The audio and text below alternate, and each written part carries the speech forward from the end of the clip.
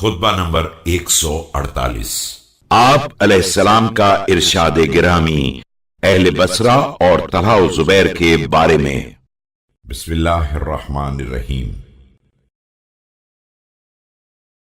یہ دونوں امر خلافت کے اپنی ہی ذات کے لیے امیدوار ہیں اور اسے اپنی ہی طرف موڑنا چاہتے ہیں۔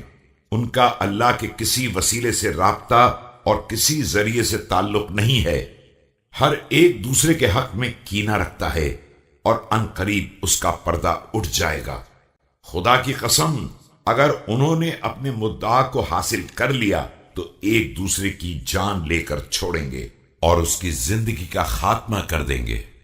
دیکھو، باغی گروہ اٹھ کھڑا ہوا ہے تو راہ خدا میں کام کرنے والے کہاں چلے گئے، جبکہ ان کے لیے راستے مقرر کر دیے گئے ہیں اور انہیں اس کی اطلاع دی جا چکی ہے۔